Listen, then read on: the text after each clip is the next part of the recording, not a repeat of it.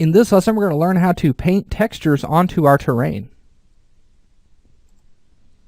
Alright, so inside of Unity, we want to go ahead and select the terrain itself, and then we'll want to go over to the inspector and select our paint tool.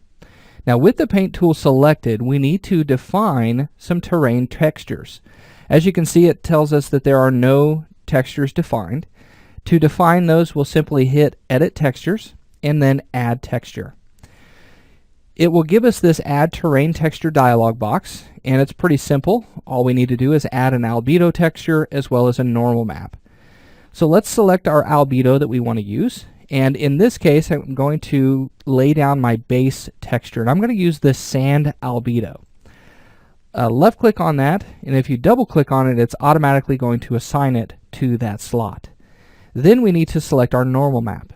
Go ahead and select that, and then you're going to go down to the bottom, and we're going to use the sand normal. Now that that has been assigned, there's one thing that you need to be aware of whenever you are assigning your normal maps. If you have not used that normal map before, you'll need to fix it to where the texture type is set to normal map.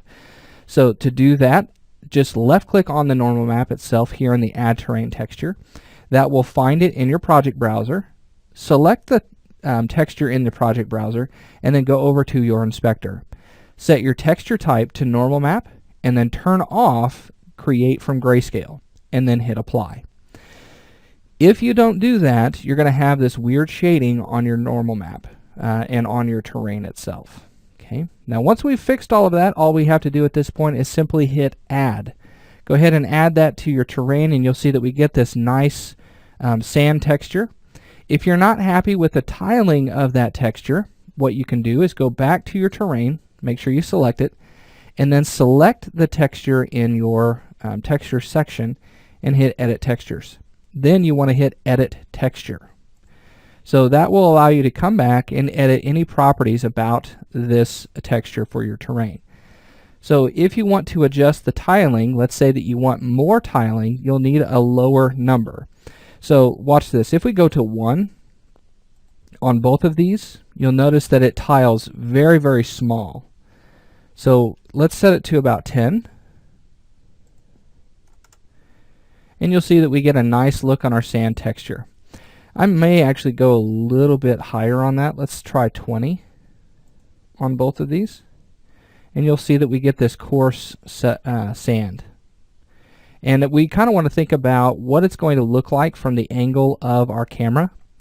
And so we're going to have a camera that's kind of high above the scene itself. And just kind of, let me zoom in a little bit more. Actually, let's hit F really quickly. There we go. So we kind of want to think about what the camera is going to look like. So we're going to have this kind of isometric view, and our character is going to be running through the pathways here. And so we'll get to right about here, and that looks pretty good. We may want to adjust that a little bit more. I think 15 was probably the best that we had there. Yeah, I think that'll be okay. Now this sand texture by itself, it's probably not the greatest. Maybe we want to mix some textures together, and you can do that with terrains. This can be done by editing your textures again, and instead of editing the texture, you just simply add a new texture. So now we have the dialog box again. Let's add another texture. Let's go ahead and add in this rocky ground, and we'll also use its normal map. And again, you'll want to switch the type of that normal map. I've already done that just to save some time, and then you'll just simply hit Add. So now if you select that texture in your textures palette, you can come in and you can select a brush, and you can start painting in this texture. So I'm going to make it a pretty large brush, and then the opacity I'm going to make pretty small. And I'm just going to left click and hold and start to kind of paint in this rocky ground. Okay, and I'm just going to sporadically put this around these high points of my map, because on these high points I'm actually going to put some assets, so rocks and things like that. And we'll start to kind of break up this monotonous sand texture. So it might be a good idea to kind of look at some arid desert reference images, as that's kind of what I'm going for. and you can kind of see some of these different textures in there, and you'll want to paint that in. Now you can spend as much time as you want on this painting it. It doesn't really matter at this point. We'll start to make more design decisions at a later point in game development. You'll start to kind of break it out, kind of see what it looks like, and then you'll make adjustments as you go along. But you'll see how this is allowing us to paint these two textures and allowing us to mix it, creating a more dynamic looking level. Okay, now we'll really start to set this off whenever we start adding in our assets, and we can make some changes to the overall design, the textures and things like that. The terrain tools are very flexible here inside of Unity, and so you can really get a lot of work done very quickly. Alright, so once we've painted out what we want on our texture, what we can do at this point is we can start to modify some of the textures if we need to, and I want to show you how to do this very quickly and just show you how fast you can iterate on your levels. So let's say, for example, you want to use maybe this red dirt texture. Let's go ahead and add that to our terrain really quickly. So I'm going to add this red dirt, and it has a normal map as well, and this red dirt already has the normal map fixed. So I'm going to add that, and I want to start painting this into some of my areas. And so I'm going to make my brush size a little bit smaller, and I'm just going to come in and I'm going to start to kind of paint these pathways, make those a little bit more red.